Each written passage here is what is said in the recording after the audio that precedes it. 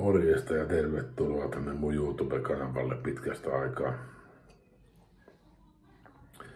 Tässä on nyt mennyt vähän heikommin ja huonommin ja vähän huonomminkin vielä ja 7 kuukauteen en ole treenannut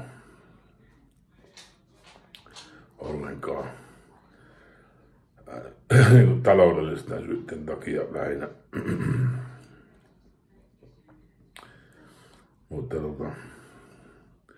nyt on tarkoitus pikkuhiljaa uudelleen aloittaa. Kyllä se on tuskasta. Huomataan, miten paljon voimat on hävinnyt sen 7 kuukaudessa. Ja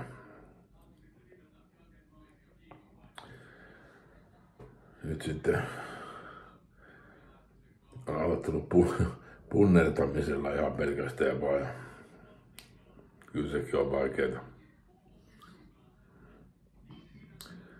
Mutta muuten elämä on hienoa. On kesä, aurinko paistaa. Vähän huono kesä on ollut kyllä siinä puolesta, että niin sateisia päiviä on ollut tosi paljon. Vaikka on ollut niitä hellepäiviäkin sitten vuosisadassa niin kuin eniten mitä on ollut.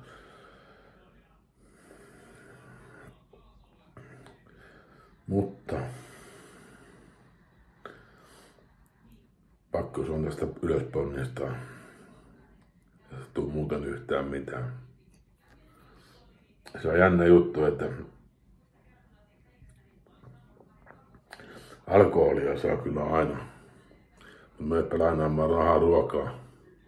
Eipä ole kelläkään. Kaikilla on vaikka mitä laskuja ja menoja ja kaikkea muuta vastaavaa, mutta hetken päästä ne saattaa soittaa, että lähdetäänkö baariin, mä tarjoan.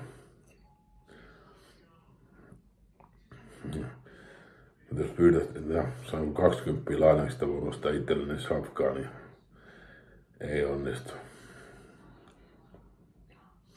On tää kummallista tää maailma. Ja sellaista. Nyt on kyllä alkoholi maistunut aika reippaasti ja oikein vituttaa se, että ei ole saanut itseään niskoista kiinni, mutta nyt on toinen rytmi menossa, että nyt on niskasta otettu kiinni ja alettu oikeasti tekemäänkin jotakin.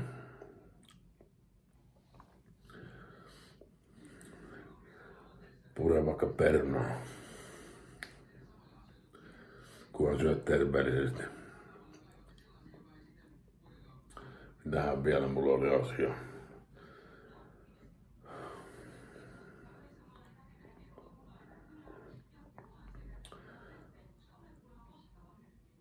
Joo.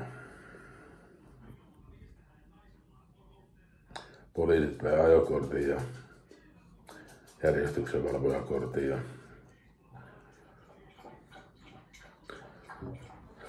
aika heikossa on niin työtehtävät tällä hetkellä. Ja sen bussilla mennään alkaa kulkea. Taikka sitten jää yksinkertaisesti vaan eläkkeelle.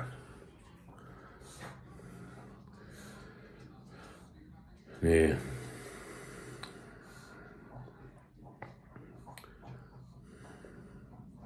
Miten teillä muilla on mennyt? Tuskin näin päin peristä kuin meikäläisellä, mutta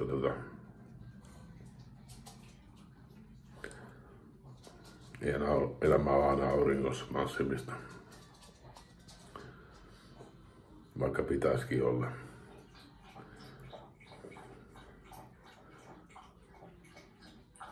Juu. Nautin elämästä kuitenkin täysin rinnoin.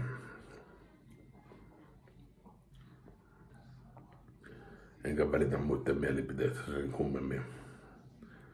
Mä olin jo varmaan sitä mieltä, että vittu mä toki tuossa ruikuttaa, mutta ei ole mitään ruikuta. Mä kerron vaan totuuden. Niin hormoneista piti puhua sen verran.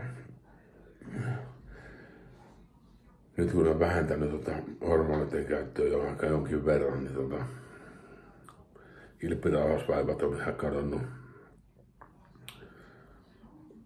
Sydämen toiminta on parantunut.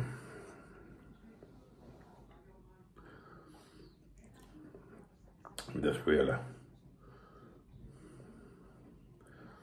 Maksa-arvot on parantunut. Munuaisarvot on parantunut.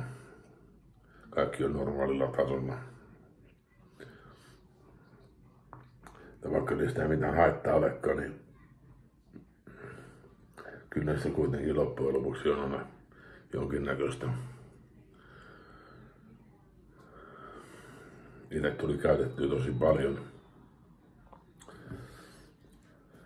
Että milli per päivä testoa ja milli per päivä dekaa ja milli per päivä treeniä. Sitä joka päivä 7 päivää viikossa, niin sitä tuli aika iso määrä. Mutta enpä mä sitä häpeä. Eikä millään tavalla ole katkeroitunut siitä, että sain sairauksia. Nyt on ainoastaan eturauhasen liikakasvu. Sehän ei auta mitään muuta kuin hampata vessassa vähän väliin. Mutta sillä tarkoitin, että kun aloitatte, niin viettikää ensin vähän aikaa. Alle 25-vuotiaille en suosittele ollenkaan. Oma testosteronitaso on yleensä niin korkealla, että ei tarvitse aloittaa. Tietysti jos rasvaa on paljon, niin silloin estrogeenikin arvo on aika korkealla. Mutta jos on suhteellisen hyvässä ja tiukassa kunnossa, niin ei muuta kuin kunnon treeniä vaan, niin lihas kasvaa ihan 100 varmasti. Kreatiini on semmoinen, mitä voi ottaa nuorempanakin. Tietysti sitten muut yleisravinteet, proteiinijuomajauheet ja kaikki tämmöiset näin, niin ne kuuluu niin kuin periaatteessa lajiin. Välipalana yleensäkin on itse käyttänyt heraproteiinia. Mutta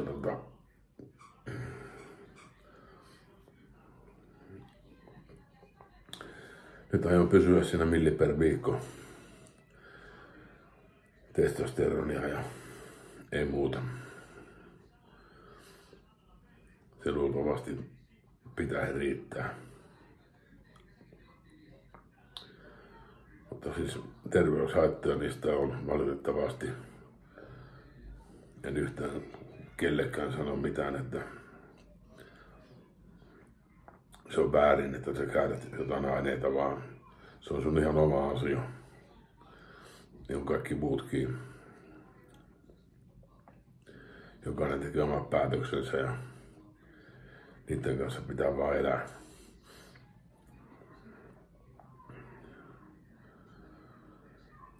Itse olen tehnyt semmoisen päätöksen tosiaankin, että ei enempää kuin millin viikossa. Se pitää riittää.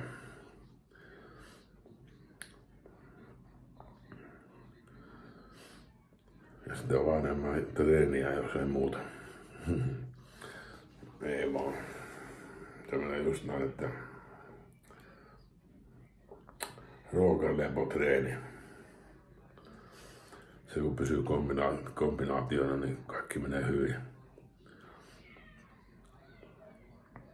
Voimaakin kasvaa. Varmasti.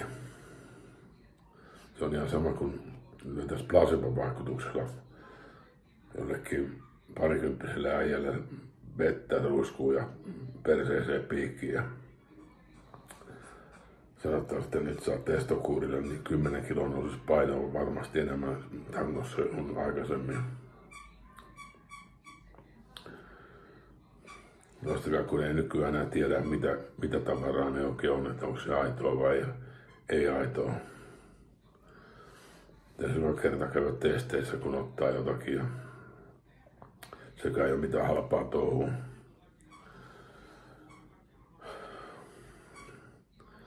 Mutta mulla menee ihan hyvin.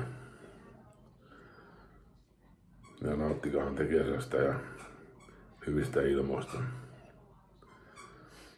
Ei mulla muuta. Se on moro.